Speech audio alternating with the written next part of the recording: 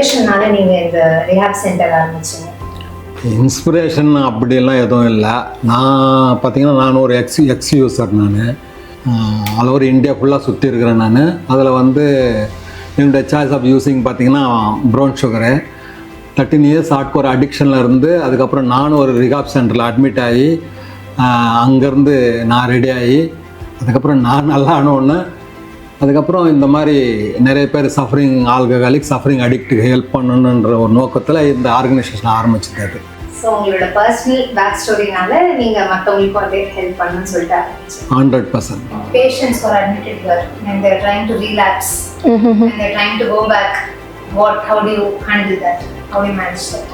நீங்கள் வந்து பெரிய தப்பு பண்ண மாதிரி அதுக்கப்புறமா நீங்கள் உள்ளே வந்துட்டு வெளியே நீங்கள் இங்கெல்லாம் போயிட்டு வந்திருக்கீங்க அப்படின்ற மாதிரி பார்ப்பாங்க. That in itself is a huge trigger for them. They are here for a change. அதுவே அவங்களுக்கு ரிலாப்ஸ் ஆகிறதுக்கு ஒரு பெரிய ரீசனாக இருக்கும். Recovery here is equal to process plus relapse. Relapse வர்றதுக்கு அந்த ட்ரிகர்ஸ் இருக்குது, அதை மேனேஜ் பண்ணுறதுக்கு தெரியல அப்படின்னா relapse is possible. I would give it 80%. Relapse is 80%. But after that also, if you process it, then it will lead to recovery. So இப்போ உங்களோட ashram foundation இதோட மிஷன் என்னன்னு சொல்லணும்னா அதை நீங்கள் எப்படி டிஸ்கிரைப் பண்ணுவீங்க? மிஷன்னா இன்றைக்கி நிறைய பேர் பார்த்திங்கன்னா இன்றைக்கி சொசைட்டியில் வந்து ஆல்கஹால் அண்ட் ட்ரக்னால வந்து சஃபர் ஆகுறாங்க. அவங்க மட்டும் இல்லை, அவங்களுடைய ஃபேமிலி சஃபர் ஆகுறாங்க, ப்ளஸ் குழந்தைங்க சஃபர் ஆகுறாங்க. இப்போ ஏதோ நம்மளால் முடிஞ்ச அளவுக்கு இந்த அவேர்னஸ் கொடுக்கணும் இந்த சொசைட்டிக்கு. இந்த ஆல்கஹால்னால இது வந்து ஒரு டிசீஸ். முக்கியமாக இது வந்து நிறைய பேருக்கு என்னென்னா இது ஒரு டிசீஸ் அப்படின்றது தெரியுது கிடையாது.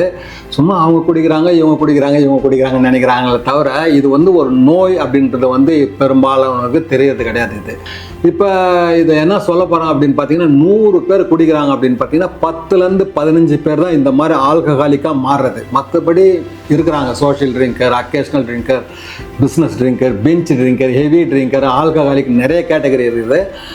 அப்போ குடிக்கிறவங்க எல்லாருமே எஃபெக்ட் ஆகுறாங்களன்னா கிடையாது. 10லேருந்து 15% தான் இந்த மாதிரி எஃபெக்ட் ஆகுறாங்க, அதில் போய் மாட்டிக்கிறாங்க.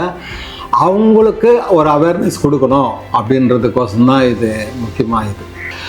இது வந்து ஒரு செட்டப் ப்ரோக்ராம். இது பார்த்திங்கன்னா இங்கே சைக்காட்ரிக் டாக்டர் இருக்கிறாங்க, ஜென்ரல் டாக்டர் இருக்கிறாங்க, எம்எஸ்சி சைக்காலஜிஸ்ட் இருக்காங்க, எம்எஸ்சி கிளினிக்கல் சைக்காலஜிஸ்ட் இருக்காங்க, எம்எஸ்டபிள்யூ இருக்கிறாங்க, அதே மாதிரி பிஎஸ்சி நர்ஸ் இருக்கிறாங்க. ஒரு செட்டப் டீம் இருக்கிறாங்க இங்கே.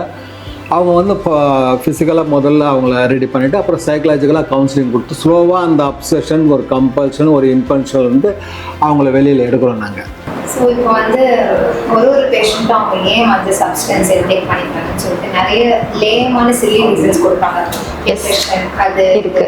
ஸோ அந்த மாதிரி என்னெல்லாம் ரீசன்ஸ் நீங்கள் கேட்டிருக்கீங்க? ஆல்கஹால்க்கோ இல்லை ட்ரக்ஸ்க்கோ எனக்கு வந்து ஹார்ட் பிரேக் ஆகிடுச்சு, பிரேக்கப் ஆகிடுச்சுன்றதுலேருந்து வேறு சோ மெனி ரீசன்ஸ். இல்லை சில பேர் நான் ஜாலியாக இருக்கணும் சும்மா குடிக்கிறேன் அப்படின்னு கூட இருக்கு. என்னெல்லாம் கேட்டுருக்கீங்க? ஆல்கஹால் கன்சியூம் பண்ணிட்டு வரவங்கள்ட்ட நம்ம போய்ட்டு ரீசன் கேட்டோம்னா ஃபஸ்ட்டு சொல்கிறது இல்லை ஜாலியாக ஃப்ரெண்ட்ஸ் கூட போய்ட்டு சேர்ந்து குடித்தேன் அப்படின்னு சொல்லுவாங்க. First reason. செகண்டாக என்ன சொல்லுவாங்கன்னா எனக்கு லவ் ஃபெயிலியர் ஆயிடுச்சு. இந்த டீனேஜ் பசங்களுக்கு பிரச்சனையே அதான், லவ் ஃபெயிலியர் ஆயிடுச்சு, அதனால நான் குடிச்சிட்டேன் மேடம் அப்படின்னு சொல்லுவாங்க.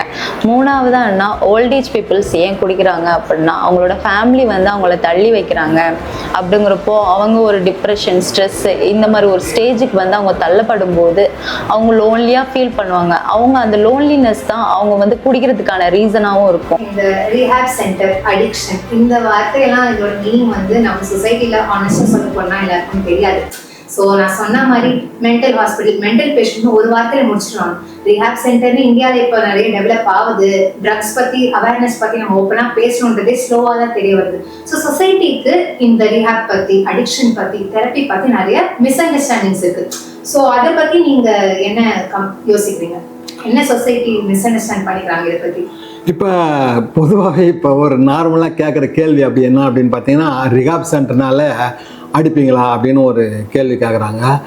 இது ஏதோ அடித்து திருத்துற மாதிரி இருந்தால் இந்த மாதிரி ரிகாப் சென்டர் தேவையில்லை. ஏதோ ஒரு போலீஸ் ஸ்டேஷனில் எடுத்துன்னு போய் விட்டோ இல்லை அவங்களே வீட்டில் ஒரு ரூமில் பூட்டிட்டு 4 அடி அடித்து விட்டுறா திருந்துறாங்கன்னா திருந்துட போகிறாங்க. இது ஏதோ அடிக்கிறது உதைக்கிறத பற்றி இல்லை. இது முழுக்க சைக்கலாஜிக்கல் ட்ரீட்மெண்ட். இது முக்கியமாக தேவை. இது சைக்கலாஜிக்கல் மட்டும் பார்த்தாது, ஸ்பிரிச்சுவலி சேஞ்ச் ஆகணும் அவங்க.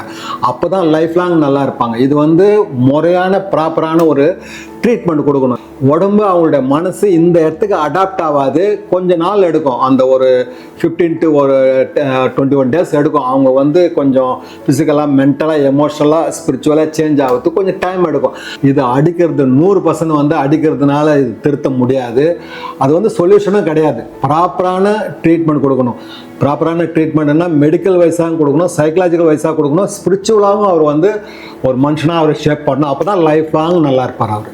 ஸோ இந்த ரிஹாப் சென்டர், சைக்கியாட்ரி, இந்த ஃபீல்ட் சூஸ் பண்ண what inspired?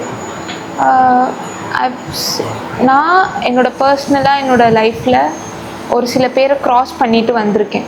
So as a family மெம்பராக எமோஷ்னலாக, ஃபிசிக்கலாக என்னென்ன கோ த்ரூ பண்ணுவோம் அப்படின்றது கூட இருந்து நிறைய பார்த்துருக்கேன்.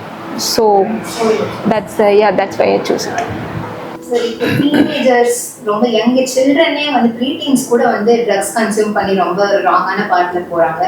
ரொம்ப ஓப்பனாகவே நடக்குது, யாரும் பேச மாட்டோம். ஸோ அதை பற்றி நீங்கள் என்ன சொல்கிறீங்க? இது எனக்கு தெரிஞ்சு இது ஸ்கூல் லெவலில் அவேர்னஸ் கொடுக்கணும். ஏன்னா இன்றைக்கி நிறைய பேர் இந்த கூலிப்புன்றத வாயில் இதை வச்சுன்னு இருக்கிறாங்க. இந்த சின்ன சின்ன பசங்களே இப்போ நிறைய கஞ்சா யூஸ் பண்ணுறது. இது இப்போ லேட்டஸ்டாக கேள்விப்படுதுன்னா கிராமத்தில் கூட இது போயிட்டு இருக்குது. இந்த ட்ரக்ஸில் இருந்தது ஒரு நேரத்தில் சிட்டியில் தான் இருந்தது, இப்போ கிராமந்தோறும் நடக்குதுன்ற மாதிரி கேள்விப்பட வேண்டியதாக இருக்குது. இப்போ கண்டிப்பாக இது அவேர்னஸ் கொடுத்தே ஆகணும். இது ஸ்கூல் லெவல்லேருந்து அவேர்னஸ் கொடுத்தா இது ரொம்ப நல்லாயிருக்கும். இது ரீஹாப் அப்படின்னு சொன்னால் சொசைட்டிக்கு இன்னும் அவ்வளோ அவேர்னஸ் இல்லை, at least in India, Chennai. So ரீஹாப்னா என்னென்னு சிம்பிளாக எக்ஸ்பிளைன் பண்ணால் நீங்கள் என்னன்னு சொல்லுவீங்க? ஸோ ஆக்சுவலாக நீங்கள் சொன்ன மாதிரி இதை பற்றின ஒரு ஸ்டிக்மா சொசைட்டியில் நிறையா இருக்குது. ஸோ அதாவது ஒரு சில பேர் மென்டல்ன்ற வேர்டையே ஒரு இதுவாக தான் பார்க்குறாங்க. அது ஒரு ஸ்டிக்மடைஸ் பண்ணிட்டாங்க. ஸோ ஆக்சுவலாக அதை நம்ம நார்மலைஸ் பண்ணணும். ஸோ அந்த நார்மலைஸ் பண்ணுறதுக்காக இந்தமாரி நிறைய இன்ஸ்டிடியூட்டில் நிறைய சென்டர்லாம் இருக்குது. ஸோ அந்த சென்டர்ஸ் மூலியமாக நம்ம நார்மலைஸ் பண்ணால் தான் ஸோ இது ஒரு நார்மலான ஒரு வேர்ட். ஸோ இது ஒரு மனநல பாதிக்கப்பட்டவங்க, மனநல குன்றியவர்கள்னு சொல்லி அவங்க ஒரு அண்டர்ஸ்டாண்டிங் கொண்டு வரணும். அண்டர்ஸ்டாண்டிங் கொண்டு வர்றதுக்கு அப்புறம் தான் நம்மளுக்கு இந்த ஸ்டிக்மடைஸ் கொஞ்சம் குறையும் சொல்கிறாங்க. ஸோ ஃபைனல் கொஸ்டின், இந்த டாக்குமெண்ட்ரி பார்க்குற ஆடியன்ஸ்க்கு நீங்கள் என்ன மெசேஜ் கொடுக்க விரும்புகிறீங்க?